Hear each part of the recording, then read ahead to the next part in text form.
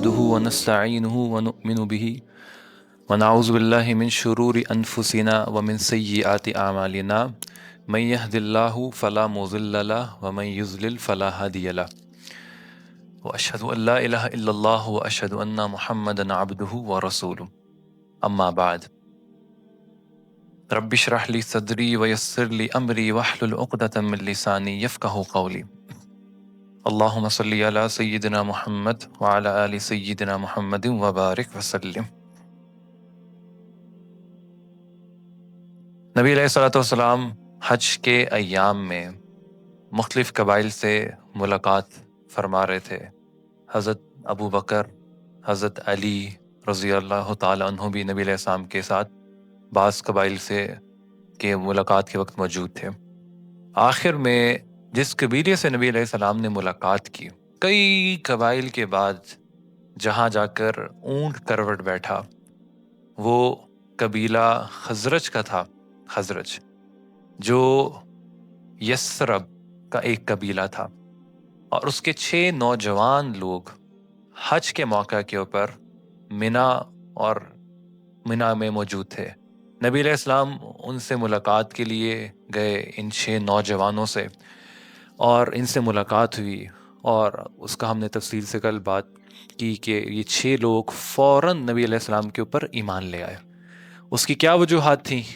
آپ علیہ السلام پر فوراً کیوں یہ خزرج کے لوگ ایمان لے آئے، اس کے اوپر بات کل ہو چکی تھی۔ وہ 6 لوگ کون تھے؟ ان لوگوں کے نام دوبارہ سے اپنے ذہن میں مستحضر کر رہے ہیں، کیونکہ ان کا ایک بہت بڑا کردار ہے آگے۔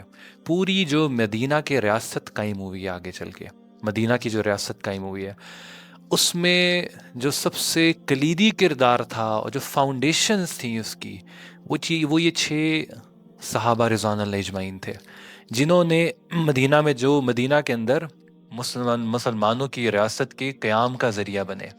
اللہ نوجوانوں سے بہت بڑے بڑے کام لیتے ہیں۔ انسان جتنی نوجوانی کی عمر کے اندر دین کے اوپر چلنا شروع ہو جائے، اتنا وہ کام ہے، اتنا وہ فائدے کے اندر ہے، اور تاخیر تو کبھی نہیں ہوتی، بڑھاپے کے اندر بھی تاخیر نہیں ہے، لیکن جو اصل فائدہ ہے کہ انسان کی جب قوت بالکل چوٹی کے اوپر ہوتی ہے، انسان کی صلاحیتیں بالکل عروج پہ ہوتی ہیں، اس ٹائم کے اوپر انسان کی جو قوت ہے وہ اگر رائٹ ڈائریکشن کے اندر استعمال ہو جائے، یہ اصل کامیابی ہے۔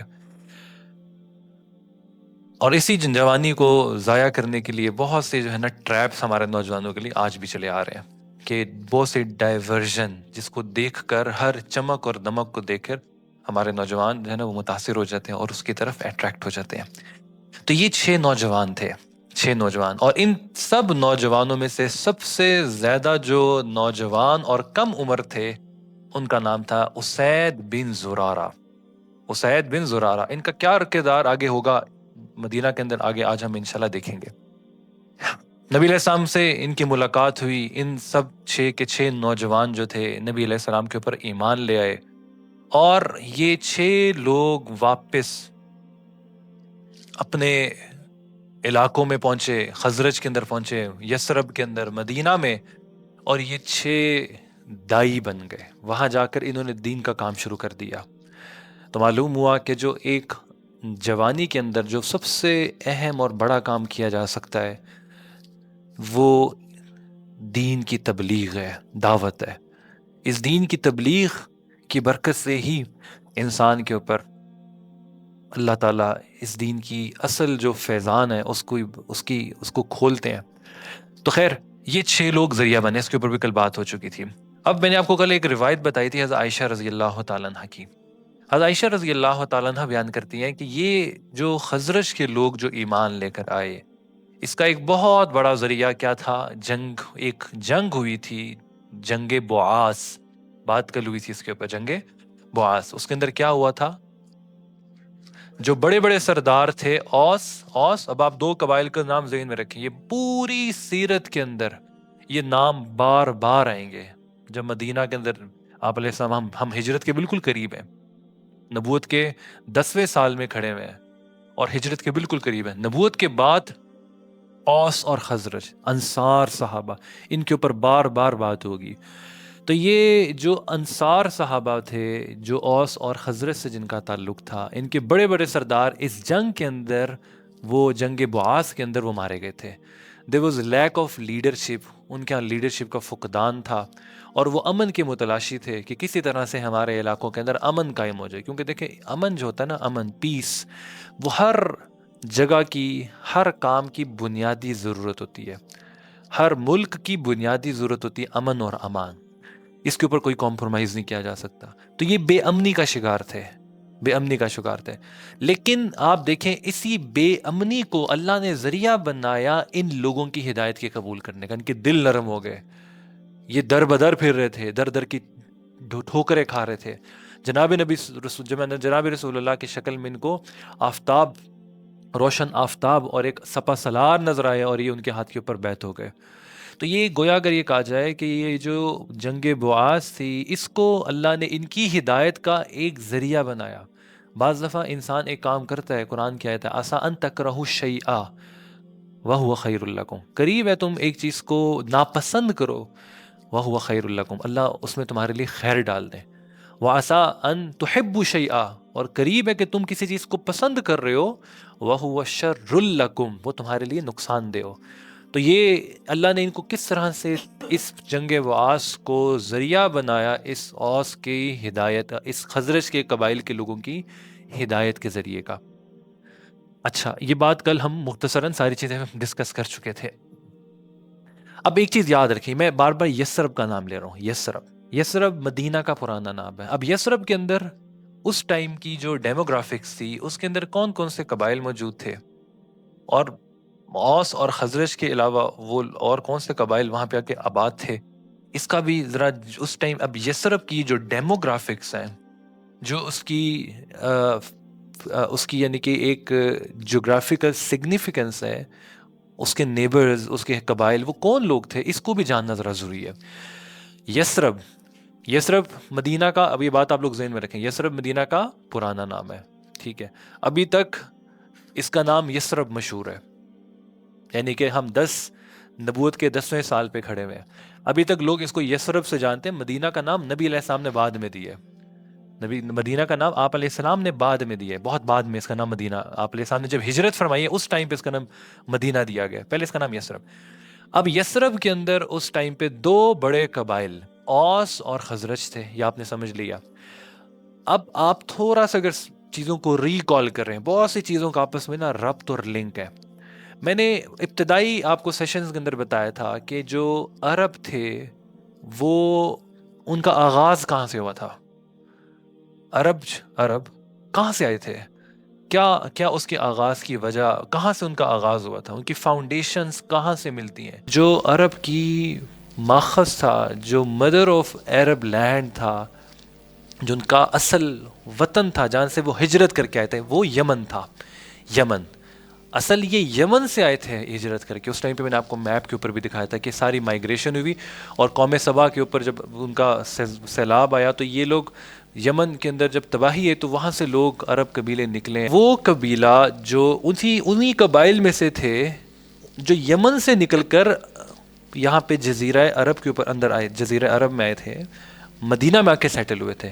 اور ان کے اصل قبیلے کا نام تھا قحطان. یہ وہ یمن کی وہ شاخ تھی، قحطان نام تھا، جس میں سے آگے یہ 2 قبائل اوس اور خزرج بنے. یہ ان کی روٹس تھی. کہاں سے ملتی ہیں؟ یمن سے روٹس. اور اس ٹائم پہ دوسرے جو قبائل مدینہ کے ڈیموگرافکس کے اندر اگر ہم لوگ دیکھیں، مدینہ میں اس ٹائم پہ 3 بڑے یہودی قبائل موجود تھے. ان کا بھی ایک بہت بڑا کردار ہے. یہ یہودی قبائل یہاں پہ آ کر کیوں آباد ہوئے، مدینہ یثرب کے اندر آ کے کیوں آباد ہوئے، اس کی بھی آپ کے پاس ذہن میں ایک بیک گراؤنڈ جو ہے نا وہ ہونا چاہیے. کیوں آباد ہوئے مدینہ میں آ کر؟ نبی علیہ الصلوۃ والسلام کی تلاش کے اندر، کہ وہ جو نخری نبی آخر الزماں ہے اس یثرب کے علاقے کے اندر، اس کی تمام جو ہے نا وہ جو ہے نا نشانیاں پائی جاتی ہیں جہاں پہ نبی آخر الزمان جو ہے نا ہجرت کر کے آئیں گے. تو یہ 3 جو بڑے قبائل تھے، یہ نبی علیہ السلام کی آمد کے انتظار میں پہلے سے ہی مدینہ کے اندر آباد تھے. اوس اور خزرج تو تھے ہی، اور یہ بنو قریظہ، بنو قینقاع اور بنو نذیر، یہ 3 قبائل تھے جو مدینہ کے اندر پہلے سے آباد تھے.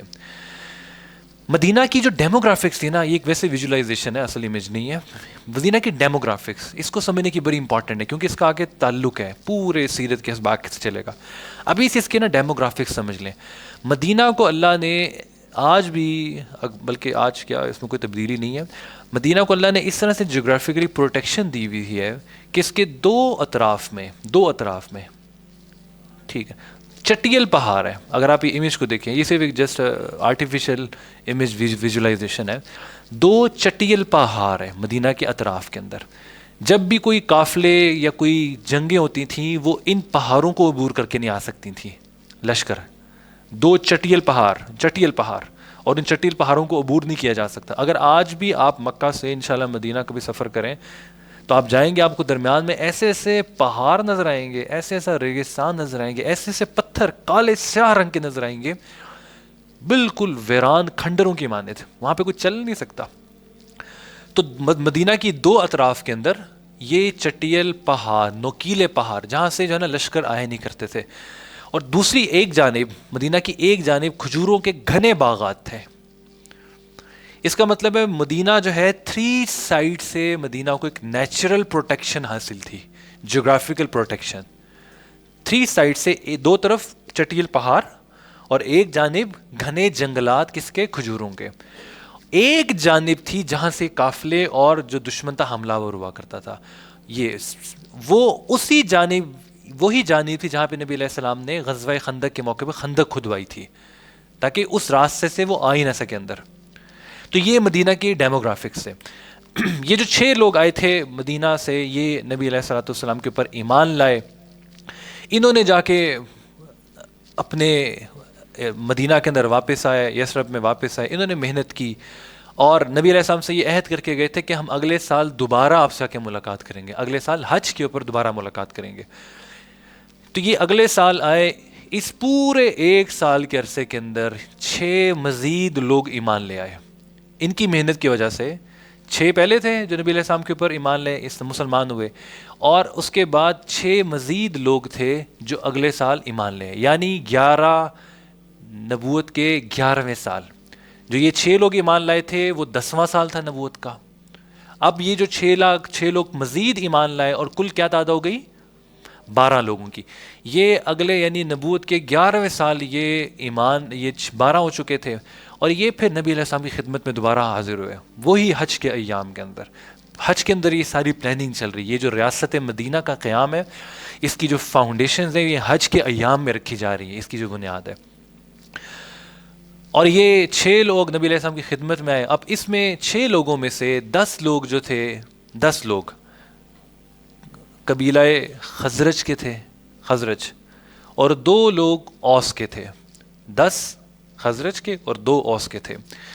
اور یہ جو تھے ان سب لوگوں نے نبی علیہ السلام کی خدمت میں حاضر ہوئے، اور آپ علیہ السلام نے ان سے بیعت لی. کس چیز کے اوپر بیعت لی؟ حضرت عبادہ بن صامت رضی اللہ تعالیٰ عنہ اس کو بیان کرتے ہیں. حضرت عبادہ بن صامت رضی اللہ تعالیٰ عنہ راوی بیان کرتے ہیں کہ نبی علیہ السلام نے ان 12 لوگوں سے بیعت لی. بیعت کا مطلب کیا ہے؟ ٹھیک ہے نا، بیعت کا مطلب ہے عہد لیا. بیعت کا ایک معنی ہمارے ذہنوں کے اندر جو ہوتا ہے وہ ہے ایک اصلاحی بیعت بھی ہوتی ہے، بیعت توبہ جسے کہا جاتا ہے. ٹھیک ہے نا، یہ بیعت وہ نہیں ہے. یہ بیعت ہے، یہ عہد کے اوپر جو ہے نا عہد لیا نبی علیہ السلام نے. مختلف طرح ایک خلیفۃ الوقت جو ہوتا ہے اس کے ہاتھ کے اوپر بیعت لی جاتی ہے. تو یہاں پہ نبی علیہ السلام نے جو بیعت لی وہ عہد کی معنوں میں تھی، یعنی ان سے عہد لیا. کس چیز کے اوپر؟ حضرت عبادہ بن صامت فرماتے ہیں اللہ تعالیٰ نے، نبی علیہ السلام نے ان سے بیعت لی کس چیز پر؟ اللہ تشرکوا باللہ شیئا، کہ یہ جو لوگ ہیں ایمان لا رہے ہیں یہ شرک نہیں کریں گے. اللہ تشرکوا باللہ شیئا، شرک نہیں کریں گے، اللہ کے ساتھ کسی کو شریک نہیں ٹھہرائیں گے. ولا تسرقوا، چوری نہیں کریں گے، چوری، کسی کے مال میں غبن اور ڈاکہ نہیں ڈالیں گے. ولا تزنوا، زنا نہیں کریں گے، اپنی جوانی کی حفاظت کریں گے. نوجوان تھے، بیعت کس چیز کے اوپر لی؟ اپنی جوانی کی حفاظت کریں گے. ولا تقتلوا اولادکم، چوتھا اپنی اولادوں کو قتل نہیں کریں گے. کیوں؟ خشیۃ املاق، اس دور کے اندر عام تھا، بھوک کی وجہ سے اپنی اولاد کو قتل کر دیا جاتا تھا، بیٹیوں کو زندہ درگور کر دیا جاتا تھا. ولا تأتوا ببہتان تفترینہ بین ایدیہن وارجلہن، بین ایدیکم وارجلہم، کہ یہ کسی کے اوپر بہتان نہیں باندھیں گے، الزام نہیں لگائیں گے، الزام تراشی نہیں کریں گے، اور آخر میں ولا تعصوا فی معروف، اور نیک کام کے اندر رکاوٹ نہیں ڈالیں گے، نیک کام کے اندر اپنا حصہ ڈالیں گے، اس میں رکاوٹ نہیں ڈالیں گے۔ ان 6 چیزوں کے اوپر نبی علیہ السلام نے ان 12 نوجوانوں سے، ان 12 لوگوں سے جو یثرب سے حج کے موقع کے اوپر آئے تھے، ان سے بیعت لی آپ علیہ السلام نے، ان 6 چیزوں کے اوپر کہ شرک نہیں کریں گے، چوری نہیں کریں گے، زنا نہیں کریں گے، قتل نہیں کریں گے، کسی پہ بہتان نہیں باندھیں گے، اور نیکی کے کام میں رکاوٹ نہیں ڈالیں گے۔ ان 6 چیزوں پہ آپ علیہ السلام نے ان صحابہ سے بیعت لی، یہ ایمان انہوں نے قبول کیا، اور یہی آیت قرآن کے اندر سورہ ممتحنہ کے اندر بھی ہے، اسی سے یہی الفاظ ملتے جلتے۔ سورہ ممتحنہ کی آیت ہے، آخری آیت ہے، یا ایھا النبی اذا جاءک المؤمنات یبایعنک الا تشرکون باللہ شیئا، کہ جب یہ ایمان والے آپ کے پاس آئیں اور آپ سے بیعت کریں کس چیز کے اوپر، اللہ تشرکوا باللہ شیئا، شرک نہیں کریں گے، وبالوالدین احسانا، اللہ تشرکوا باللہ شیئا، یہی الفاظ ملتے جلتے سورہ ممتحنہ کے اندر بھی ہیں۔ اچھا، اب یہ 6 لوگ اس بیعت کو جو ان 12 صحابہ نے نبی علیہ السلام کے ہاتھ پہ لی، اسے بیعت عقبہ الاولیٰ کہا گیا، بیعت عقبہ الاولیٰ۔ سیرت کی کتابوں میں اس کا نام بیعت عقبہ الاولیٰ ہے، کیونکہ یہ پہلی بیعت تھی جو مدینہ کے لوگوں نے نبی علیہ السلام کے ہاتھ پہ لی، اور یہ بنیاد ڈل رہی ہے مدینہ کی ریاست کی۔ اب آپ علیہ السلام نے کیا کیا؟ آپ علیہ السلام نے حضرت مصعب بن عمیر، دوبارہ سے میں آپ کو ریکال کرتے جائیں، پہلے سال 6، اگلے سال 12، نبی علیہ السلام نے کیا کیا کہ ان 12 لوگوں کے اندر مصعب بن عمیر کو بطور ذمہ دار بنا کر ان کی تشکیل مدینہ کے لیے فرما دی۔ مصعب بن عمیر رضی اللہ تعالی، اسی حج، مصعب بن عمیر مکہ میں تھے، مصعب بن عمیر مکہ میں تھے، آپ علیہ السلام نے ان 12 لوگوں کے ساتھ 13ویں جوڑ دیے مصعب بن عمیر، اور انہیں مدینہ، آپ علیہ السلام نے ان سب کو مدینہ بھجوا دیا۔ اور مصعب بن عمیر کی کیا ذمہ داری تھی؟ جی، اس بیعت کے بعد، اس بیعت اولیٰ کے بعد آپ علیہ السلام نے مصعب بن عمیر رضی اللہ تعالیٰ عنہ کو ان 12 صحابہ کے ساتھ مدینہ روانہ کر دیا۔ اور مصعب بن عمیر کا کام کیا تھا کہ وہ وہاں پہ جا کر ان لوگوں کو دین سکھائیں گے، ان 12 لوگوں کو دین سکھائیں گے، اسلام کے احکامات جو سیکھے وہ منتقل کریں گے، اور اسلام کا پیغام جا کے مدینہ کے اندر آگے پہنچائیں گے، آگے دعوت اور تبلیغ وہاں پہ کریں گے۔ مصعب بن عمیر، اب یہ مصعب بن عمیر کون ہے یہ بھی جان لیں۔ مصعب بن عمیر یہ وہ صحابی رسول ہے، یہ تو مکہ کے تھے، مدینہ میں تو ہجرت نبی علیہ السلام کے حکم پہ کر کے تشریف، اور یہ ابھی 11واں سال چل رہا ہے، ٹھیک ہے نا، ابھی ہجرت نہیں ہوئی، نبی علیہ السلام مکہ میں ہی موجود ہے۔ مصعب بن عمیر وہ صحابی رسول ہیں جو انتہائی رئیس خاندان سے تھے۔ ان کی جو والدہ تھیں، یہ اپنی ماں کے اکلوتے بیٹے تھے، اور کوئی ان کا بہن بھائی نہیں تھا۔ جو اکلوتا ہوتا ہے نا، وہ لاڈلا بھی ہوتا ہے اور وہ بگڑا ہوا بھی ہوتا ہے، کئی دفعہ بگڑ بھی جاتا ہے۔ یہ ان کی والدہ کے پاس خوب مال پیسہ تھا۔ مصعب بن عمیر جو تھے، یہ اپنی والدہ کے اکلوتے تھے، اور ان کی والدہ بہت مالدار تھی، رئیس تھی مکہ کی، اور ان کو بڑے ناز نخروں سے پالا ہوا تھا۔ جو خاص طور پہ سنگل پیرنٹ بچے ہوتے ہیں نا، خاص طور پہ سنگل پیرنٹ جن کے ماں باپ میں سے کوئی ایک ہو، اور وہ ماں باپ مالدار ہوں، اس کے بعد وہ بچہ اکلوتا ہو اور ہو بیٹی بھی نہیں، بیٹا ہو، تو پھر وہ اس کے بہت چانسز ہوتے ہیں بگڑنے کے۔ پھر اس کی ہر لاڈ کو نا اٹھایا جاتا ہے کہ اکلوتا ہے، اس کی بات نہیں مانیں گے، یہ پیسہ کس کام کا، بغیر اولاد کے کام ہی نہ آیا، تو اس کی پھر ہر طرح کی خواہش کو پورا کیا جاتا ہے۔ تو یہ اسلام لانے سے پہلے یہ انتہائی بگڑی ہوئی حالت کے اندر تھے مصعب بن عمیر، یعنی یہ ایک عیاشی کی زندگی گزار، اسلام لانے سے پہلے کی بات کر رہا ہوں، اسلام لانے سے پہلے ایک عیاشی کی زندگی گزار رہے تھے، اور انتہائی ان کے بارے میں تھے، یہ مہنگا لباس پہنتے تھے، اور یہ جس راستے سے خود گزرتے تھے وہ راستہ جو ہے نا خوشبو سے معطر ہو جاتا تھا، اتنی مہنگی پرفیومز لگاتے تھے، جو راستہ خوشبو سے معطر ہو جاتا تھا۔ اللہ کی شان، یہ ایمان لے آئے، ان کی ماں نے ان کا بائیکاٹ کیا، ان کو اپنے گھر سے نکال دیا، یہ فقر کی حالت میں آ گئے، ان کی ماں نے بھوک ہڑتال کر دی، بال کنگھی کرنے سے، آپ نے سنا ہوگا شاید واقعہ، تو ان کی یہ وہی مصعب بن عمیر ہیں۔ ان کی والدہ نے کہا کہ جب تک تو واپس اپنے پچھلے مذہب پہ نہیں لوٹ آئے گا میں اپنے بال نہیں کنگھی کروں گی۔ ان کی ماں کے بالوں میں جوہیں پڑ گئیں، لیکن انہوں نے اس دور میں نظر باندھ لیتے بھوک ہڑتال کر دی، تو انہوں نے بھوک ہڑتال کا کوئی مطلب وہ اثر نہیں لیا. کچھ دیر کے بعد ان کی والدہ نے بھوک ہڑتال کب تک بندہ برداشت کر سکتا ہے. تو خیر یہ ایمان لے. اور اس کے بعد ایک وقت وہ آیا کہ احد کے میدان میں یہ شہید ہوئے، احد میں. اور صحابہ بیان کرتے ہیں مصعب بن عمیر کو جب تدفین کی گئی، یہ وہ مصعب بن عمیر ہے. مصعب بن عمیر رضی اللہ تعالی عنہ کی جب تدفین کی گئی تو ان کے کفن کے لیے کپڑا کافی نہیں تھا. ان کے چہرے کو ڈھانپتے تھے تو ان کے پاؤں ننگے ہو جاتے تھے. ان کے چہرے کو، مصعب بن عمیر جو رئیس خاندان سے اکلوتے، کفن کے پیسے نہیں تھے، احد میں شہید ہوئے. تو جب ان کے چہرے کو ڈھانپتے تھے کپڑوں سے تو ان کے پاؤں ننگے ہو جاتے. جب پاؤں کو ڈھانپتے تو چہرہ ننگا ہوتا. نبی علیہ السلام کو بتایا گیا، آپ علیہ السلام نے کہا کہ ان کی چادر کو ان کے چہرے کے اوپر کر دو، اور ان کے پاؤں کو پتوں سے ڈھانپا گیا. یہ مصعب بن عمیر ہے. یہ مصعب بن عمیر جو ایک رئیس، بڑے خاندان کے، مکہ کے امیر لوگوں کے اندر ان کا نام تھا. جب رستے سے گزرتے تھے تو خوشبو سے جو ہے نا وہ رستہ معطر ہو جاتا تھا. نبی علیہ السلام یہی وہ مصعب بن عمیر ہے. اب یہ جو نام ہے نا، آپ نے تھوڑا سا نا اپنے ساتھ ساتھ میرے ساتھ چلنا ہے. یہ نام جو ہے نا بار بار ریپیٹ ہوں گے. مصعب بن عمیر کا انٹروڈکشن آپ کے سامنے ہو گیا.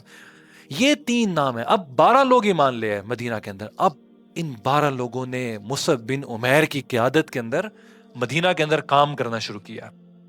مصعب بن عمیر جب مدینہ میں گئے تو یہ مہمان بنے. ان کے جو ہوسٹ تھے وہ تھے اسد بن زرارہ. یہ 4 نام ہے. اب یہ 4 نام اب یہ آپ سمجھ لیں، یہ مدینہ کے اندر یہ پلرز بنیں گے آگے لوگوں کی اور اوس اور خزرج کی ہدایت کا. یہ بنیاد بنے ہیں. اسد بن زرارہ. مصعب بن عمیر کے جو میزبان تھے وہ کون تھے؟ یہ اسد بن زرارہ. دوسرے اسید بن خزیر. ان کا کیا کردار ہے ابھی آپ سمجھ لیں گے. اور چوتھا نام آپ یاد رکھیں، سعد بن معاذ. ان کا نام آپ نے سنا ہوگا بار بار، سعد بن معاذ. یہ وہ صحابی ہیں. ان 4 لوگوں کا نام آپ نے ذہن میں رکھنا ہے. نمبر 1 مصعب بن عمیر، دوسرے اسد بن زرارہ، چوتھے اسید بن خزیر، تیسرے اسید بن خزیر، اور چوتھے سعد بن معاذ. اب سعد بن معاذ کون ہے؟ یہ وہ صحابی بنے، یہ وہ صحابی ہیں عشرہ مبشرہ کے صحابی، اور جن کے بارے میں جناب رسول اللہ جب یہ مجلس کے اندر تشریف لاتے تو آپ علیہ السلام حکم دیتے صحابہ کو، قوموا الی سیدکم، اپنے سردار سعد بن معاذ کے لیے کھڑے ہو جاؤ.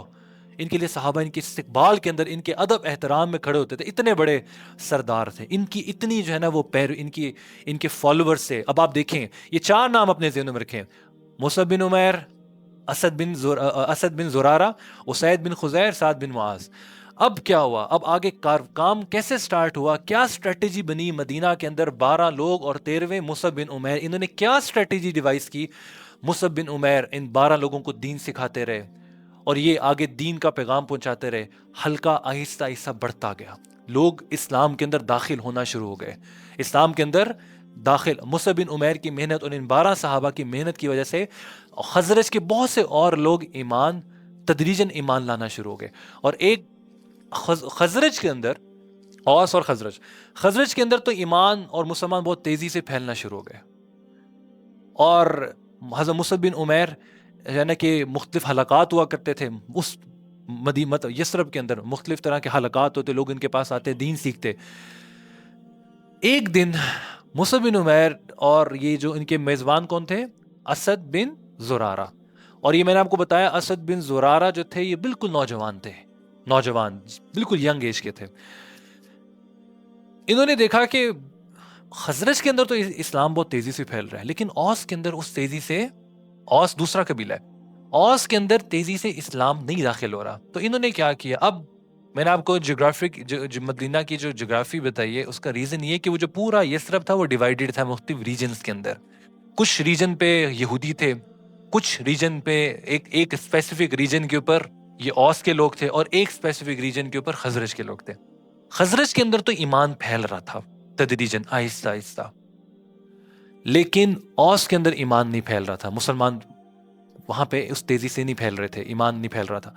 تو حضرت مصعب بن عمیر نے کیا کیا؟ ایک دن چند صحابہ کو، یعنی کہ اس ٹائم پہ جو ایمان لا چکے تھے، ان کو لے کر آگے وہ اوس کے ایک ایک محلے ایک علاقے میں گئے, وہاں جا کے بیٹھے, اور یہ ساتھ ان کے کچھ لوگ تھے, اسد بن زرارہ بھی ان کے ساتھ تھے. وہاں پہ جب بیٹھے تو وہاں پہ اوس کے جو بڑے سردار تھے انہوں نے حضرت مصعب بن عمیر کو دیکھا, اور یہ اس ٹائم پہ مصعب بن عمیر مدینہ کے اندر معروف ہو چکے تھے کہ ایک شخص ہے جو مکہ سے آیا ہے اور لوگوں کو گمراہ کر رہا ہے, لوگوں کو گمراہ کر رہا ہے. یہ فیمس اور پاپولر ہو چکے ہوئے تھے وہاں پہ. تو انہوں نے یعنی کہ جو مدینہ کا میڈیا تھا وہ الرٹ ہو چکا ہوا تھا. مدینہ کا جو میڈیا تھا اس ٹائم پہ اس کے اوپر نیوز اور ہیڈ لائنز کے اندر مصعب بن عمیر کا نام آ رہا تھا کہ ایک بندہ مکہ سے آیا ہے اور جہاں پہ آ کے نا فتنہ اور فساد اور لوگوں کو گمراہ کر رہا ہے. جب یہ اوس کے اس علاقے میں گئے, انہوں نے دیکھا اوس کے بڑے سرداروں نے دور بیٹھے ہوئے کہ یہ وہی مصعب بن عمیر جو مکہ سے آیا ہوا ہے, یہ ہمارے علاقے میں کیا کر رہا ہے. 2 سردار دور بیٹھے ہوئے. وہ 2 سردار کون تھے؟ اسید بن خزیر اور سعد بن معاذ, جن کا میں نے آپ کو نام تھا. یہ دور بیٹھے دیکھ رہے تھے یہ ہمارے علاقے میں کیا کر رہا ہے مصعب. حضرت سعد بن معاذ جو بھی ایمان نہیں لائے, سعد بن معاذ نے کہا, یہ امیج دیکھیں ساتھ نا,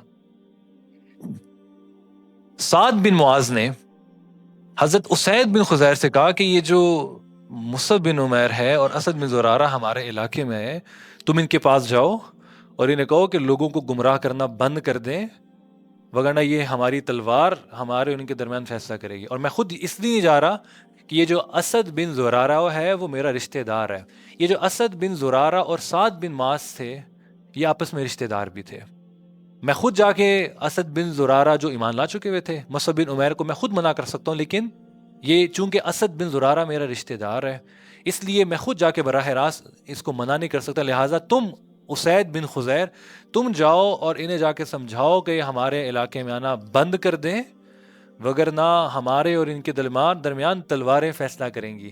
یہ وہ لوگ تھے جن کے اندر نا گھوڑا آگے بڑھانے کے اوپر کہ تیرا گھوڑا نے مجھے اوورٹیک کیوں کیا, ان کے اوپر جنگیں ہوا کرتی تھیں, تیری گاڑی نے اوورٹیک کیوں کیا میری گاڑی کو. گھوڑا آگے بڑھانے کے اوپر نا جنگیں ہوا کرتی تھیں, اور وہ جنگیں جو ہے نا نسل در نسل چلا کرتی تھیں.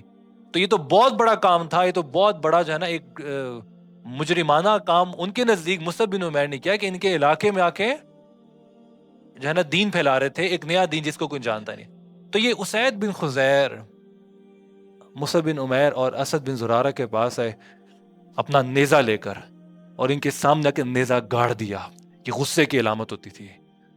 نیزہ زمین پہ گاڑا اور کہا کہ تمہیں ہم وارننگ دے رہے ہیں کہ ہمارے علاقے سے چلے جاؤ, تم لوگوں کو گمراہ کرنا بند کر دو. تو ہمارے جو بے وقوف لوگ ہیں ان کو اپنے دین کے اوپر لے کر آ رہے ہو, اور لوگوں کو بے وقوف اور جو ہے نا وہ بے وقوف لوگوں کو اپنے دین کے اندر داخل کر رہے ہو. لہٰذا تم یہاں سے واپس چلے جاؤ, دوبارہ یہاں پہ تم نے ہمارے علاقے میں قدم نہیں رکھنا. حضرت مصعب بن عمیر جو دائی ہوتا ہے نا بڑا سمجھدار ہوتا ہے. دائی جو دین کا کام کرنے والا وہ سمجھدار ہوتا ہے, وہ انٹالرنٹ نہیں ہوتا. میری بات سنیے, مصعب بن عمیر انٹالرنٹ نہیں تھے.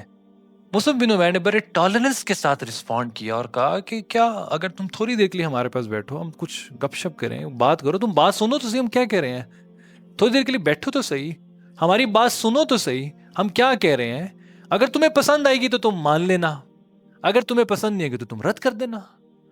اب جب یہ آ رہے تھے نا اسید بن خزیر, تو مصعب بن عمیر کو پہلے ہی اسد بن زرارہ نے بتا دی تھا کہ یہ اپنے قبیلے اوس کے, ان کا تعلق, ان دونوں حضرات کا تعلق, اسید بن خزیر اور سعد بن معاذ کا تعلق کس قبیلے سے تھا؟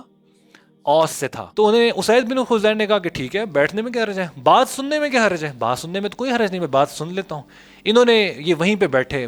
حضرت مصعب بن عمیر نے انہیں اسلام کی دعوت دی. اللہ کی شان, ان کا ایٹیچیوڈ بہت ڈیفرنٹ تھا مکہ کے لوگوں سے. اب آپ آگے دیکھیں گے مکہ کے لوگوں کا ایٹیچیوڈ اور مدینہ کے لوگوں کا ایٹیچیوڈ, یہ آج بھی لوگ جو حج اور عمرے پہ جاتے ہیں وہ یہ کہتے ہیں کہ مکہ کے لوگوں کا ایٹیچیوڈ ڈیفرنٹ ہے, ان کے اندر سختی ہے, اور مدینہ کے لوگوں کے اندر جو ہے نا وہ نرمی ہے.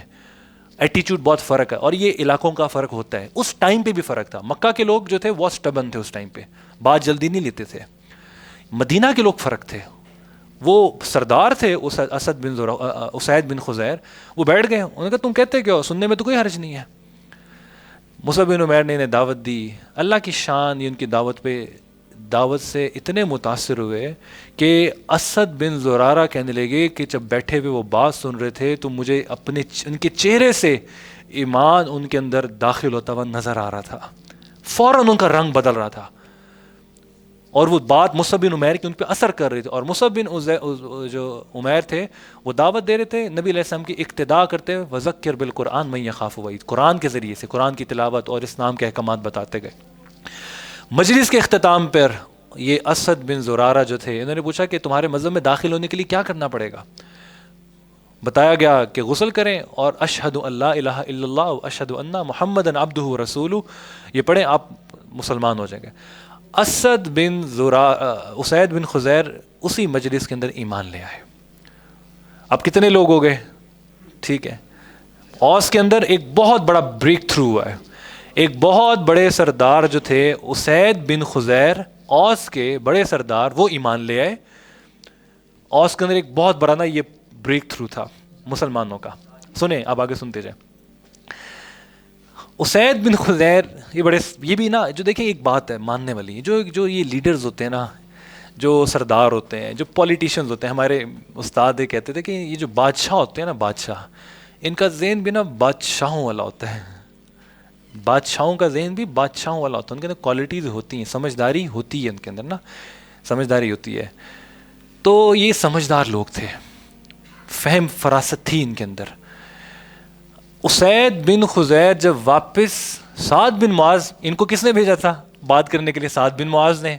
جب سعد بن معاذ کے پاس واپس یہ آئے تو سعد بن معاذ اپنے لوگوں کے درمیان بیٹھے ہوئے تھے، اور ان کے چہرے کو دیکھ کے اللہ نے ایسی فراست دی ہوئی تھی ان لوگوں کو، ان کے چہرے کو. اور یہ بات یاد رکھیں، یہ فراست جو ہے نا، یہ فراست نبی علیہ السلام نے یہ بھی فرمایا، حدیث کے اندر آتا ہے اتقوا فراست المؤمن فانہ ینظر من نور اللہ.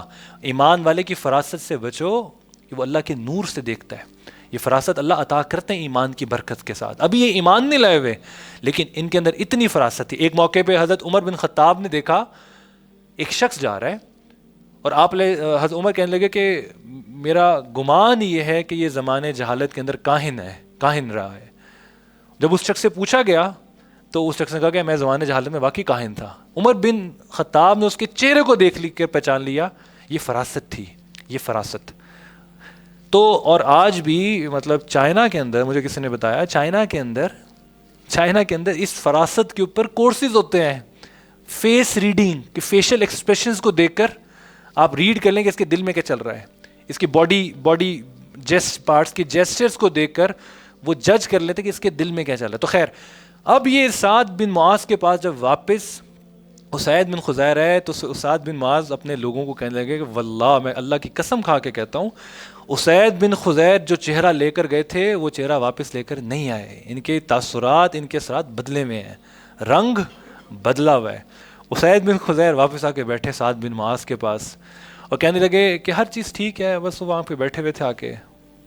اور ہاں، ایک چیز بڑی خطرناک ہے، وہ یہ کہ یہ خزرج، اب اس اسد بن زرارہ کا تعلق خزرج سے تھا. یہ دیکھیں، اسد بن زرارہ کا تعلق خزرج سے. یہ خزرج کے لوگ جو ہیں یہ اسد بن زرارہ کا قتل کرنا چاہتے ہیں. اور میں نے آپ کو بتایا کہ اسد بن زرارہ اور سعد بن معاذ آپس میں رشتہ دار تھے، قبیلے فرق تھے لیکن تھے آپس میں رشتہ دار. انہوں نے ایک اسٹریٹجی اپنائی، حالانکہ ایسا کچھ نہیں تھا، انہوں نے گویا کہ جھوٹ بولا، ٹھیک ہے، اسٹریٹجی بنائی اس وجہ سے کہ سعد بن معاذ کسی طرح جائیں اور مصعب بن عمیر سے ملیں تو صحیح، ایک ملاقات کریں تو صحیح. حکمت کے تحت انہوں نے یہ جھوٹ بولا. ان کو سعد بن معاذ، اور ان کا جھوٹ جو تھا وہ سعد بن معاذ کی ہدایت کا ذریعہ بنا. اور خیر ابھی تو احکامات اس طرح سے دین کے نازل بھی نہیں ہوئے تھے نا، ابھی تو بالکل ابتدائی دور ہے. تو خیر یہ، اور ویسے بھی ایک بات یاد رکھیں، اگر کسی فتنے سے، فساد سے کسی کو بچانا ہو، میاں بیوی کی لڑائی ہو رہی ہو، میاں بیوی لڑ رہے ہوں اور کوئی شخص آ کے جھوٹ بول کے ان کے درمیان صلح کروا دے تو اس جھوٹ بولنے کی اجازت ہوتی ہے. عام حالات میں جھوٹ بولنے کی اجازت بالکل نہیں ہے.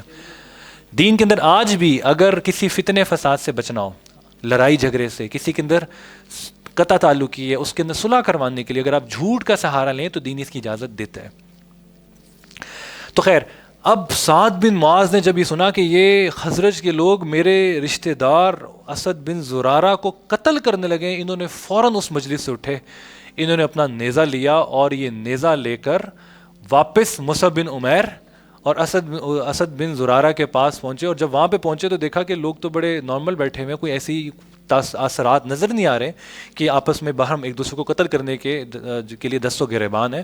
تو یہ وہاں پہنچ کے نا سعد بن معاذ سمجھ گئے کہ اسید بن خزیر نے نا غلط بیانی کی ہے، غلط بیانی کوئی پلان کی ہے. تو خیر مصعب بن عمیر، میں نے بتایا مصعب بن عمیر دائی نا سمجھدار ہوتا ہے، لوگوں کو حکمت کے ساتھ دین کے اوپر لایا جاتا ہے. دین کے اوپر نا زبردستی دھونس جما کے دین کی دعوت نہیں دی جاتی. مصعب بن عمیر نے وہی کہا، مصعب بن عمیر نے سعد بن معاذ سے کہا کہ آپ ہماری بات سنیں تو صحیح، ہم کیا کہہ رہے ہیں، ہم آپ کو فورس تو نہیں کر رہے، لا اکراہ فی الدین، آپ چند دیر کے لیے بیٹھے تو صحیح اور آپ سنیں تو صحیح، ہم کہہ رہے ہیں اگر آپ کو پسند ہے تو مان لیں، اگر آپ کو نہیں پسند ہے تو آپ رد کر دیجیے گا، اس میں کون سی بڑی بات ہے. اب یہ لوگ ان کے دل کے اندر، ان کا میں نے بتایا ان کا مزاج فرق تھا، مکہ کے لوگوں سے ان کا مزاج فرق تھا. سعد بن معاذ بیٹھ گئے، ان کا بیٹھنے میں تو کوئی حرج نہیں، بیٹھ گئے. اللہ کی شان، وہی منظر دوبارہ. اسد بن زرارہ کہتے ہیں جب مصعب بن عمیر بات کر رہے تھے، وہ بات کس کی تھی؟ آج کوئی اللہ والے بیان کرے نا تو لوگوں کی آنکھوں سے آنسو جاری ہو جاتے ہیں، ایسا قلب کے اوپر اثر ہوتا ہے، اس مجلس کا اثر ہوتا ہے. ایک عام اللہ والے جن کا بہت مقام ہے، جب وہ کلام کرتے ہیں اس کی یہ تاثیر ہوتی ہے کہ لوگ جو ہے نا ان کی آنکھیں بہہ پڑتی ہیں، لوگ ایمان لے آتے ہیں اور اپنی کی زندگیاں بدل جاتی ہیں. یہ صحابی رسول ہیں، ان کے کلام کی کیا، اور نبی علیہ السلام کی تربیت یافتہ ہیں، یہ جب کلام کر رہے ہوں گے اس کا کیا منظر ہوگا، ہم اس کو ویژولائز نہیں کر سکتے. تو پھر اسد بن زرارہ کہنے لگے کہ جب میں نے دیکھا سعد بن معاذ کے چہرے کو، جب مصعب بن عمیر بات کر رہے تھے تو میں ایمان ان کے اندر داخل ہوتا ہوا اپنے آنکھوں سے دیکھ رہا تھا. اللہ کی شان، سعد بن معاذ رضی اللہ تعالی عنہ بھی اسی مجلس کے اختتام کے اوپر ایمان لے آئے. انہوں نے غسل کیا اور یہ واپس اپنے قبیلے، یہ بڑے ڈومیننٹ پرسنالٹی تھی اپنے قبیلے کی، یہ واپس اپنے قبیلے میں گئے. اور ان کے قبیلے کا نام تھا خزرج کا ایک شاخ تھی، اس کا نام تھا بنو اشہل. یہ اس کے پاس گئے اور اپنے بنو اشہل قبیلے کے لوگوں سے پوچھا کہ کیا تمہاری میرے بارے میں کیا رائے ہے. تمام بنو اشہل کے لوگ جو اوس، معذرت میں نے خزرج بول دیا تھا، اوس سے جن کا تعلق تھا، وہ کہنے لگے کہ آپ ہمارے سردار ہیں اور انتہائی عقل مند ہیں، اور آپ جو ہمیں حکم دے گا ہم اس کی پیروی کرتے ہیں. تو سعد بن معاذ اکیلا آدمی اپنے قبیلے میں جا رہا ہے، سردار ہیں، انفلوئنشل پرسنالٹی ہیں، یہ اپنے قوم سے کہنے لگے، اپنے لوگوں سے کہنے لگے کہ اگر تم محمد صلی اللہ علیہ وآلہ وسلم پر ایمان نہ لائے تو میرا تمہارے سے کوئی تعلق نہیں ہے. اللہ کی شان، اتنے انفلوئنشل پرسنالٹی تھی سعد بن معاذ رضی اللہ تعالیٰ عنہ کی کہ رات تک روایات کے اندر آتا ہے اسی دن ایک سعد بن معاذ، اور یہ اتنے انفلوئنشل تھے، تبھی تو جناب رسول اللہ صلی اللہ علیہ وسلم فرماتے تھے ان کے بارے میں جب یہ آتے، قوموا الی سیدکم، سعد کے لیے کھڑے ہو جاؤ، کیونکہ ان کی لوگ بہت رسپیکٹ کرتے تھے. اور اگر آپ نے یہ منظر کچھ دیکھنا ہو نا، آج منظر کو ویژولائز کرنا ہو کہ لوگ کس طرح سے لوگوں ایک بندے کی بات مانتے، تو آپ ٹرائبل ایریاز کے اندر جا کے دیکھیں، قبائل کے اندر آج بھی آپ کو شکل نظر آئے گی. ان کے جو بڑے فیصلہ کر دینا، بس اس کے اوپر وہ گردنیں کٹوا دیتے ہیں، پیچھے نہیں ہٹتے اس سے. They are the blind followers, اپنے سرداروں کے بلائنڈ فالوورز ہوتے ہیں. تو ان کا راتوں رات پورا قبیلہ بنو اشہل جس کا تعلق اوس سے تھا وہ ایمان لے آیا. اب بنو اشہل، اب اوس کے اندر جو دو بڑے بڑے اوس کے سردار تھے، وہ سب جو تھے دو بڑے سردار، اسید بن خزیر، سعد بن معاذ، یہ دونوں ایمان لے آئے، اور سعد بن معاذ کا پورا قبیلہ بھی ایمان لے آیا. سمجھ آ رہی ہے؟ دوبارہ سے اس کو ریکال کریں، دوبارہ سے ریکال کریں، کیونکہ نام جہاں پہ آتے ہیں نا بار بار تو کنفیوژن ذہنوں کے اندر آ سکتی ہے. پہلے سال نبی علیہ السلام کے نبوت کے 10ویں سال 6 لوگ نبی علیہ السلام پر ایمان لائے، 11 اگلے سال 12 لوگ، وہ 6 لوگ جو تھے نا 6 مزید مل کے 12 لوگ ہو گئے. ان 12 لوگوں کے ساتھ نبی علیہ السلام نے مصعب بن عمیر کو جوڑا، یہ واپس وہاں پہ گئے، مدینہ میں گئے، دین کی دعوت دی، لوگ آہستہ آہستہ ایمان لانا شروع ہو گئے. اور ان کے ساتھ ساتھ جو ہے نا جو خزرج کے اندر ایمان پھیلتا گیا، لیکن اوس کے اندر اسلام اس تیزی سے نہیں پھیل رہا تھا. تو اب اوس کے اندر بڑی تیزی سے اسلام پھیلنا شروع ہوگا. کیوں؟ کیونکہ اوس کے دو بڑے سردار، ان دو بڑے سرداروں کا نام کیا ہے؟ سعد بن معاذ اور اسید بن خزیر ایمان لے. اور سعد بن معاذ کی وجہ سے ان کا پورا قبیلہ اوس کا وہ ایمان لے آیا. اب یہ بنیاد پڑ رہی ہے، میں بار بار آپ کو نہیں یہ بار ریکال کروا رہا ہوں، مدینہ کی ریاست کی یہ بنیاد پڑ رہی ہے. لوگ تدریجاً اسمبل ہو رہے ہیں. مدینہ کے اندر 3 بڑے قبائل، کیونکہ جہاں پہ قبائل کے نام ہے تھوڑی سی کنفیوژن ہے، 3 بڑے قبائل تھے یہود کے، بنو نذیر، بنو قریظہ اور بنو قینقاع. انصار کے اندر 2 بڑے انصار صحابہ تھے، وہ 2 قبائل کے اوپر محیط اور مشتمل تھے. وہ 2 قبائل کون سے تھے؟ اوس اور خزرج. اوس میں ایک قبیلہ جس کا نام تھا بنو اشہل، اس کے سردار تھے سعد بن معاذ اور اسید رضی اللہ تعالیٰ. اسید رضی اللہ تعالیٰ یہ پورا قبیلہ اوس کا ایمان لے آئے حضرت سعد بن معاذ کی وجہ سے. ابھی تک ہم نے جو بات کی وہ ساری کی ساری تھی جو پہلا نبی علیہ السلام نے بیعت عقبہ اولیٰ ہوئی ہے. اب یہ روایات کے اندر آتا ہے کہ مصعب بن عمیر، بڑے بڑے صحابہ جو ہیں، سعد بن معاذ، سارے لوگ ایمان لے آئے، حتیٰ کہ اگلے سال یعنی 12 نبوت کے 12ویں سال تک، ایک سال کے اندر اتنی اللہ نے کامیابی دی. مصعب بن عمیر اپنا کام کر رہے تھے اور ان کی محنت کی وجہ سے بڑے بڑے لوگ جڑتے گئے. اور روایات کے اندر آتا ہے کہ مدینہ کا کوئی ہی شاید گھر ہو جس کے اندر کوئی مسلمان نہ ہو، اتنا تیزی سے اسلام مدینہ میں پھیلنا شروع ہو گیا. ایک مصعب بن عمیر اور وہ جو 6 صحابہ جنہوں نے نبی علیہ السلام کے ہاتھ کے اوپر بیعت کی، یہ 12-13 لوگ تھے. اگر کہا جائے ابتداً 6، ان 6 7 8 یا 12-13 لوگوں کی وجہ سے اب پورے مدینہ کے اندر انقلاب آ رہا ہے اور مدینہ کے ہر گھر کے اندر مسلمان جو ہے نا لوگ ہو چکے ہیں. اتنا تیزی سے اسلام پھیلنا شروع ہوگا.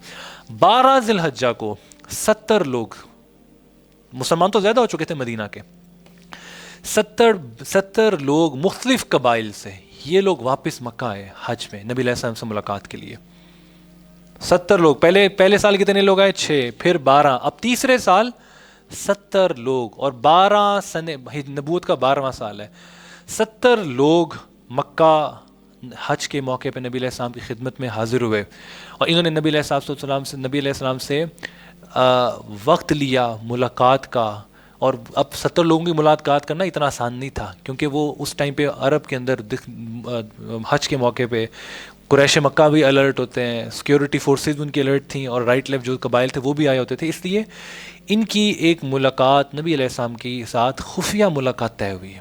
ان 70 لوگوں کی خفیہ ملاقات نبی علیہ الصلوۃ والسلام سے طے ہوئی. کس مقام پہ، کس جگہ پہ، میٹنگ کا کیا ایجنڈا تھا، ہر چیز طے ہوئی. 12 ذی الحجہ ایام تشریق، حج کے بعد، یعنی کہ حج کے ایام میں 12 ذی الحجہ کے دن بیعت عقبہ ثانیہ ہوئی. کس مقام پہ؟ جمرہ عقبہ. اگر آج آپ حج پہ جائیں تو 3 شیطان ہیں، چھوٹا شیطان، بڑا شیطان، چھوٹا شیطان، درمیانہ شیطان اور بڑا شیطان. تو یہ جمرہ عقبہ جو سب سے بڑا شیطان ہے، اس کے پیچھے ایک نشیب کے اندر ایک گھاٹی تھی. اس گھاٹی کے اندر رات کے وقت یہ مقام طے ہوا. یہ 70 صحابہ اس بیعت عقبہ، اس جمرہ عقبہ کی پشت کے اندر پیچھے ایک مقام تھا، وہاں پہ آئے اور نبی علیہ الصلوۃ والسلام کا انتظار کر رہے ہیں. نبی علیہ الصلوۃ والسلام کے ساتھ ان کی ملاقات کا وقت ہے. چند دیر کے بعد کیا دیکھا؟ اب رات کا وقت ہے، رات کی تاریکی کا سناٹا ہے. رات کے اندر کیوں ملاقات کی گئی؟ روایات کے اندر آتا ہے کہ یہ 70 لوگ جب اپنے کیمپس کے اندر تھے، اپنے خیموں کے اندر تھے، تو یہ سارے لوگ جو ہے نا صرف دکھاوے کے لیے پہلے سو گئے کہ ہمارے، اب یہ بات ذہن میں رکھیں، 70 جو مدینہ سے قبیلہ آیا تھا، اس میں مدینہ سے جو حجاج آ رہے تھے وہ صرف 70 نہیں تھے. 70 تو صرف مسلمان تھے اس میں، اور اس میں دیگر اور بھی بہت سے ایسے مشرک لوگ تھے جو ابھی تک ایمان نہیں لے کر آئے تھے. تو مدینہ کا ایک بڑا گروپ تھا جو آیا تھا، جس میں سے یہ 70 ایمان والے تھے صرف. ہاں، اس لیے تاکہ ہمارے باقی قبائل کے لوگوں کو بھی معلوم نہ ہو، پتہ نہ چلے کہ ہم کیا کر رہے ہیں. یہ ساری اسٹریٹجی اور پلاننگ تھی. تو یہ اپنے جب کیمپس کے اندر تھے 70 لوگ، تو یہ رات کو سو گئے. سونے کے بعد جب دیکھا کہ باقی سارے لوگ سو چکے ہیں آرام کریں تو اس ٹائم پہ دوبارہ اٹھے، ایک ایک کر کے اٹھتے گئے، وہاں سے نکلتے گئے اور وہاں پہ اس مقام پہ پہنچتے گئے. 70 وہاں پہ جمع ہو گئے. جناب رسول اللہ صلی اللہ علیہ وسلم کیا دیکھا، دور سے تشریف لا رہے ہیں اور ساتھ نبی علیہ الصلوۃ والسلام کے ساتھ عباس بن عبد المطلب ہے. عباس بن عبد المطلب یہ کون ہے؟ نبی علیہ السلام کے چچا. آپ علیہ السلام کے چچا ساتھ موجود ہیں. یہ جو بڑے ہوتے ہیں نا یہ بڑے کام آتے ہیں. یہ نا چھوٹوں کے اوپر نا ایک سائے کی شکل میں ہوتے ہیں. نبی علیہ السلام کے تو چچا تھے نا، آپ علیہ السلام کے تو والد کی جگہ پہ تھے. جس طرح سے پہلے نبی علیہ السلام کا دفاع ابو طالب کرتے رہے، بے شک ایمان نہیں لائے لیکن رشتہ دار تھے، محبت تھی. اب ابو طالب تو جا چکے ہیں، اب عباس بن عبد المطلب نبی علیہ السلام کے چچا ساتھ آ رہے ہیں. عباس بن مطلب نے کلام کا، اس مجلس کے اندر کلام کا آغاز کیا. نبی علیہ السلام کا یہ بھی معمول ہوتا تھا، یہ بھی بات ذہن میں رکھیں. جب کوئی مجلس ہوتی تھی نا، آپ علیہ السلام یہ بھی فرماتے تھے کبر الکبرا. کوئی قافلہ آپ علیہ السلام سے ملاقات کے لیے آتا تو آپ علیہ السلام فرماتے تم میں سے جو بڑا ہے جو تمہارا سردار ہے، عمر میں بڑا ہے، رتبے میں بڑا ہے، وہ کلام کا آغاز کرے. یہ بھی کلام کے اندر یہ بھی مجلس کے آداب ہیں. آپ علیہ السلام یہ فرمایا کرتے تھے کبر الکبرا. تو اس مجلس میں جس میں 70 انصار صحابہ موجود ہیں، جناب رسول اللہ موجود ہیں اور عباس بن عبد المطلب جو ایمان نہیں لائے وہ موجود ہیں. اس مجلس کا آغاز رات کی تاریکی کے اندر جو کر رہے ہیں وہ عباس بن عبد المطلب ہیں. اور کیا کہہ رہے ہیں؟ انصار سے مخاطب ہوئے عباس بن عبد المطلب، کہنے لگے کہ محمد، تم میں سے ہر ایک محمد صلی اللہ علیہ وسلم، محمد صلی اللہ علیہ وسلم کا مقام اور مرتبہ جانتا ہے، پہچانتا ہے. یہ ہمارے خاندان میں ان کا بہت بڑا مقام اور مرتبہ ہے، اور ہم جیسے بھی ہے ہم ان کا دفاع کر رہے ہیں مکہ کے اندر مشرکین سے، ان کے دشمنوں سے جو ان کے مخالف ہیں، ابو جہل، امیہ بن خلف، سارے جو نبی علیہ السلام کے مخالفین ہیں. ہم بنو ہاشم کے لوگ نبی علیہ السلام کا ہر حال میں یہاں پہ دفاع کر رہے ہیں اور کرتے آ رہے ہیں اور کرتے رہیں گے. اب محمد کی چاہت یہ ہے کہ وہ تمہارے ساتھ یا مکہ چھوڑ کر مدینہ چلے جائیں ہجرت کر کے. اب ہجرت کی تیاری ہو رہی ہے. میں نے آپ کو بتایا کہ نبوت کا 12واں سال چل رہا ہے، ہجرت کی تیاری ہو رہی ہے. اب محمد صلی اللہ علیہ وسلم کی چاہت یہ ہے کہ وہ ہمیں یہاں چھوڑ کر، ہمارے تحفظ اور ہماری جو ہے نا وہ پروٹیکشن کو چھوڑ کر یہاں سے اس دشمنی کے اندر وہ یہاں اپنی بنو ہاشم کی جو ہے نا اپنے خاندان والوں کو چھوڑ کر اکیلے تنہا تمہارے ساتھ انجان لوگوں میں جن سے کوئی رشتہ داری نہیں ہے وہاں پہ آپ علیہ السلام ہجرت کر کے چلے جائیں. تو اگر تو تم ان کے ساتھ اپنا عہد پورا کر سکتے ہو، ان کی حفاظت کر سکتے ہو، ان کا دفاع کر سکتے ہو، تم یہ ان کی دشمنیاں مول لے سکتے ہو، تو پھر تمہیں اس چیز کی اجازت دوں گا کہ تم نبی علیہ السلام کو اپنے ساتھ مدینہ لے جاؤ. اور اگر تم نہیں ان کی حفاظت کر سکتے، ان کا تحفظ نہیں کر سکتے، اور تم وہاں پہ مدینہ میں جا کے ان کو چھوڑ دو گے، تو میں اس کی ہرگز اجازت نہیں دے سکتا کہ تم محمد صلی اللہ علیہ وسلم جو میرا بھتیجا ہے، جو میرے بھتیجے ہیں، انہیں میں تمہارے ساتھ مدینہ جانے دوں. اب یہ جب بات ہوئی تو انصار صحابہ کی کیا بات تھی. انصار صحابہ میں ایک صحابی جو نبی علیہ السلام پر ایمان لا چکے تھے وہ کھڑے ہوئے اور کہنے لگے کہ اے اللہ کے نبی، ہم نے عباس بن عبد المطلب کا کلام سن لیا ہے. عباس بن مطلب کیا چاہ رہے ہیں، کیا کہہ رہے ہیں؟ آپ حکم فرمائیں، آپ ہمارے سے کیا چاہتے ہیں؟ آپ جو کہیں گے ہم اس کے اوپر آپ سے بیعت کریں گے اور عہد کریں گے، اور ہماری جان جا سکتی ہے، ہم اپنے اس عہد سے پیچھے نہیں ہٹیں گے. یہ ایک انصار صحابہ میں سے ایک صحابی کھڑے ہوئے، انہوں نے نبی علیہ السلام کے سامنے یہ کلام کیا. یہ بات بھی درمیان میں سمجھ لیں کہ حضرت عباس جو نبی علیہ السلام کے چچا تھے، اور عبد المطلب ابو طالب، میں نے آپ کو بتایا کہ 42 سال نبی علیہ السلام کا دفاع کس نے کیا؟ ابو طالب نے. اب نبی علیہ السلام کی زندگی کے ابو طالب کی زندگی کے بعد نبی علیہ السلام کا دفاع بنو ہاشم کے لوگ کر رہے تھے. اس میں سے عباس بن عبد المطلب بھی تھے جو نبی علیہ السلام کا تحفظ کر رہے تھے. گویا ان کی یہ عبد المطلب کے بیٹے تھے، نبی علیہ السلام کے چچا تھے نا. تو گویا یہ بات سمجھ لیں کہ ان کی وہ اتھارٹی بنو ہاشم کے اندر، بنو ہاشم یعنی اپنے قبیلے کے اندر جو حیثیت، جو مقام اور مرتبہ ابو طالب کا تھا وہ تو نہیں تھا، کیونکہ وہ بڑے تھے، ان کی بات مانی جاتی تھی.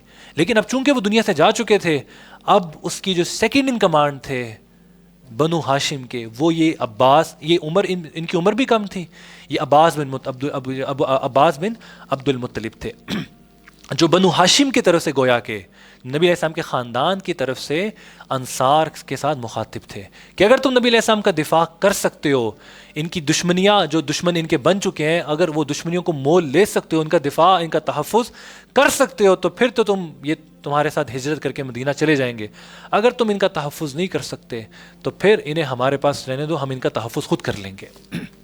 یہ بات سمجھ آ گئی؟ میں نے آپ کو بتایا کہ ایک شخص انصار میں سے کھڑے ہوئے اور کہنے لگے کہ اے اللہ کے نبی، ہم نے ساری بات سن لی، ہم سمجھ چکے ہیں، آپ حکم کریں. یہ جان نثار تھے نبی علیہ السلام کے، اپنی جانیں نشاور کر دیتے تھے. اور میں نے آپ کو بتایا، کل بھی بتایا، کہ صحابہ کے عموماً جو نبی علیہ السلام کو مخاطب کرنے کا انداز ہوتا تھا وہ کیا ہوتا تھا؟ انت ابی و انت امی یا رسول اللہ، کہ اللہ کے نبی آپ پہ ہماری ماں باپ قربان، آپ حکم فرمائیے. اور پھر صحابہ ہی کہتے تھے لبیک یا رسول اللہ، اے اللہ کے نبی آپ حکم فرمائے، ہم حاضر ہیں. تو آپ علیہ الصلوۃ والسلام نے ان کے سامنے کس شرط کے اوپر بیعت ان کو بتایا کہ تم میرے سے اس معاملے کے اوپر بیعت کرو گے. آپ علیہ السلام نے بیان کیا کہ میں یہ چاہتا ہوں کہ تم میرے سے اس چیز کے اوپر بیعت کرو. کس چیز کے اوپر؟ کہ تم میری اطاعت. غور سے سنیے گا، یہ باتیں بڑی اہم ہیں. یہ بیعت عقبہ ثانیہ جو انصار صحابہ سے ہوئی، یہ اس کے بارے میں ذکر ہے. نبی علیہ السلام نے کن شرائط کے اوپر ان سے بیعت کی؟ پہلی بیعت کے اندر نبی علیہ السلام نے کیا شرائط رکھی؟ وہ آپ نے سمجھ لیا کہ شرک نہیں کرو گے، جھوٹ، امر بالمعروف کرو گے، نہی عن المنکر کرو گے. وہ 6 چیزیں تھیں. اور اس بیعت کو انصار بتاؤں کیا کہتے تھے؟ بیت النساء. بیت النساء کہتے تھے. کیوں؟ کیونکہ اس کے اندر تو کوئی ایسی بات ہی نہیں تھی، سمپل چیزیں تھیں کہ شرک نہیں کرنا، عبادات تھیں، شرک نہیں کرنا، بہتان نہیں باندھنا. تو اسے بیت عقبہ اولا کو بیت النساء کہتے تھے وہ، کہ یہ تو عورتوں والی بیعت ہے، یعنی کہ اس کے اندر تو کوئی مردوں والا کام نہیں ہے، کوئی لڑنا جھگڑنا، کوئی جو ہے نا جنگ اور جدل، اور کوئی تلواریں شلواریں تو ہے نہیں، یہ تو بس بیت النساء ہے. اب یہ بیعت ہو رہی ہے اگلے درجے کی، اب یہ اگلا ورژن ہے بیعت کا نا، اب یہ سپیریئر ورژن ہے. اب یہ اصل بیعت عقبہ ہوئی ہے، جس کے بعد جناب رسول اللہ صلی اللہ علیہ وآلہ وسلم جب یہ بیعت ہوئی انصار صحابہ کے ساتھ، اس کے بعد آپ علیہ السلام ہجرت کر کے آگے مدینہ تشریف لے کے گئے ہیں. اس بیعت حضرت جابر رضی اللہ تعالیٰ عنہ سے روایت ہے کہ نبی علیہ الصلوۃ والسلام کھڑے ہوئے اور آپ علیہ السلام نے انصار صحابہ جو 70 صحابہ تھے ان کے سامنے کلام کیا اور فرمایا کہ اے انصار، اے اوس اور خزرج کے لوگوں، میں تمہارے سے بیعت کر رہا ہوں. کس چیز کے اوپر؟ میں اس چیز پہ تمہارے سے بیعت کرنا چاہتا ہوں کہ تم ہر مشکل اور آسانی کے اندر میرا ساتھ دو گے، تم میری اطاعت کرو گے، مشکل حالات میں بھی اور آسان حالات میں بھی. آسان اور مشکل دونوں حالات میں تم میری اتباع کرو گے. حالات جیسے مرضی ہوں لیکن you have to obey me, جیسے مرضی حالات ہوں. تنگی ہوگی، اگلا بیعت کا جز، تنگی ہو. یہ بیعت آسان نہیں تھی، آپ اس کی کلوزز سنیں. تنگی ہو یا فراخی ہو، کاروبار ماند پڑا ہوا ہے یا کاروبار بہت چمک رہا ہے، پیسہ آ رہا ہے یا پیسہ نہیں آ رہا، تنگی ہے یا فراخی ہے، ان دونوں صورتوں میں تم اپنا مال اللہ کے راستے میں خرچ کرو گے. 2 چیزیں. تیسری چیز نبی علیہ السلام نے فرمایا کہ تم عمل بالمعروف اور نہی عن المنکر کرو گے. امر بالمعروف، لوگوں کو اچھائی کا حکم، اور نہی عن المنکر، برائی سے روکو گے. دین کا خلاصہ ہیں یہ چیزیں، پورے دین کا خلاصہ ہے. چوتھی چیز آپ علیہ الصلوۃ والسلام نے بیان کی کہ تم اللہ کے راستے میں ثابت قدمی سے کھڑے ہوگے، اور ولا یخافون لومۃ لائم، اور حق کے راستے کے اندر اگر کوئی شخص تمہیں تان اور تشنیع کا نشانہ بنائے گا تو تم اس ملامت کرنے والے کی ملامت کی پرواہ نہیں کرو گے، حق کا ہر حال میں دفاع کرو گے، حق کی ہمیشہ اپنا وزن حق کے پلڑے میں ڈالو گے. اور آخر کے اندر، اور یہ سب سے امپورٹنٹ تھا، اور یہی بات وہ حضرت عباس بن عبد المطلب جو انصار کے سامنے بیان کر رہے تھے، وہ یہی تھا. جناب رسول اللہ صلی اللہ علیہ وآلہ وسلم نے بیان کیا کہ اے انصار، تم میرا دفاع، میرا تحفظ اپنی سگی اولاد سے بڑھ کے کرو گے، اپنی اولاد، اپنے جان مال، ہر چیز سے بڑھ کے تم میرا دفاع اور تحفظ کرو گے. یہی وہ حدیث ہے. جناب رسول اللہ صلی اللہ علیہ وسلم جب عمر بن خطاب آپ علیہ السلام کے پاس آئے اور کہا کہ اللہ کے نبی، میں آپ سے اپنے آپ کے علاوہ میں آپ سے سب سے زیادہ محبت کرتا ہوں. جناب رسول اللہ صلی اللہ علیہ وسلم نے کیا فرمایا کہ اے عمر، ابھی تمہارا ایمان کامل نہیں ہوا. پھر عمر بن خطاب واپس لوٹے اور دوبارہ پلٹ کے واپس آئے آپ علیہ السلام کے پاس اور کہا کہ اللہ کے نبی، اب میں اپنی ہر چیز سے بڑھ کے آپ سے محبت کرتا ہوں. تو اللہ کے نبی صلی اللہ علیہ وسلم سے دل و جان، ہر چیز کو سیکنڈری حیثیت حاصل ہے، ہر چیز سیکنڈری ہے. جناب رسول اللہ صلی اللہ علیہ وسلم پرائمری ہے ہمارے لیے. ہماری زندگی کا جو مقصد ہے وہ جناب رسول اللہ صلی اللہ علیہ وآلہ وسلم نے بیان کیا ہے. اس لیے آپ علیہ السلام نے اس موقع کے اوپر، اس نازک موقع پہ، اور یہ ہجرت آسان نہیں تھی، ہجرت جو اب ہونے جا رہی ہے، نبی علیہ السلام کا یہاں سے مکہ سے نکل کر مدینہ جانا آسان نہیں تھا. اس لیے، اور یہ مدینہ کی ریاست قائم کرنا اتنا آسان کام نہیں تھا. اس لیے اس میں سب سے اہم کردار جناب رسول اللہ کا تھا. آپ علیہ السلام اللہ کے نبی اور پیغمبر تھے. اس لیے آپ علیہ السلام نے کہا کہ اگر تم ہر حالت میں میری اطاعت کرو گے، تنگی کے اندر، فراخی کے اندر تم اللہ کے راستے میں مال خرچ کرو گے، تم آسانی اور مشکل ہر طرح کے حالات آئیں گے، ان حالات میں تم میری اطاعت کرو گے، اور آخر کے اندر تم میرا تحفظ اپنے جان، اپنی اولاد، اپنی بیویوں سے بڑھ کے کرو گے. ایک صحابی انصار،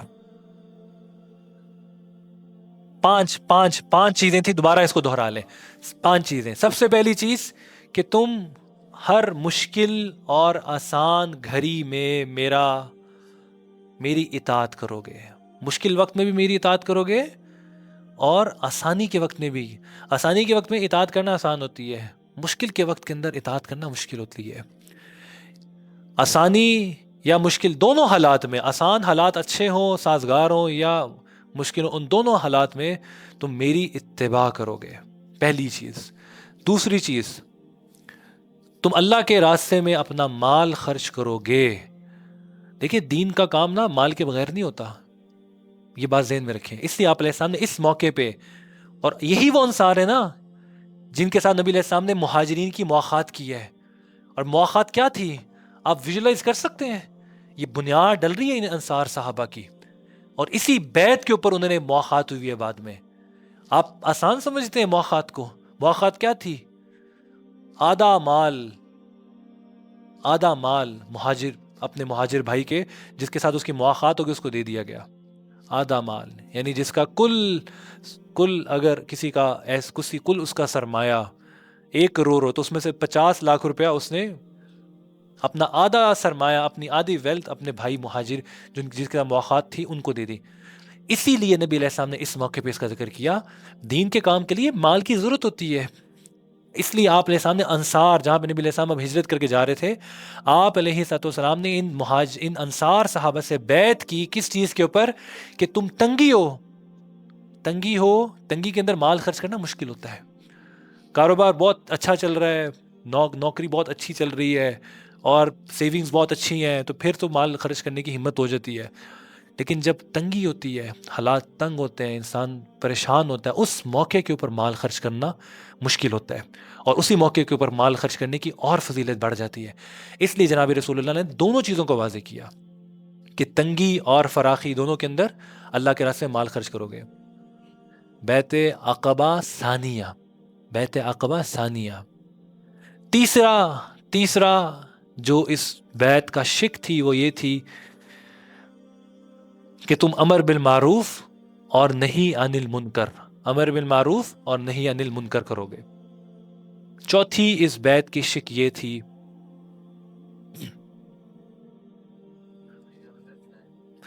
تم ہر حالت میں حق کا ساتھ دو گے. اپنا وزن ہمیشہ حق کے پلڑے میں ڈالو گے. یہ بہت اہم چیز ہے. آج بھی اپنا وزن نا حق کے پلڑے میں ڈالیں، اہل حق کے ساتھ اپنا نام لکھوائیں. بے شک آپ کے وزن جو ہے نا وہ آپ کو لگے کہ اس کا کوئی امپیکٹ نہیں ہے، لیکن آپ نے اپنا وزن ہمیشہ حق کے پلڑے میں ڈالنا ہے، حق کے پلڑے کے اندر ڈالنا ہے. اس لیے نبی علیہ السلام نے ان سے بیعت کی کہ تم ہمیشہ اللہ کے راستے کے اندر، حق کے راستے میں اپنا اپنا جو ہے نا حق کے اوپر اپنے حق کے پلڑے میں اپنا جو ہے نا وزن ڈالو گے، اور اس میں جو تکلیف آئے گی، جو لوگوں کی ملامت تمہیں سننی پڑے، ولا یخافون لومۃ لائم، کسی ملامت کرنے والے کی ملامت تم پہ کوئی اثر نہیں کرنی چاہیے۔ پانچویں چیز، آخری جو بیعت کی شک تھی وہ یہ تھی کہ تم میرا تحفظ، اپنے جان، مال، اولاد، بیوی، بچوں، ہر چیز سے بڑھ کے تحفظ، تم میرا تحفظ کرو گے، اپنے نبی کا تحفظ کرو گے۔ سمجھ آئی؟ یہ بہت بڑے بیعت کے نکات ہیں۔ ہر چیز نبی علیہ السلام کے قدموں میں نشاور کر دی،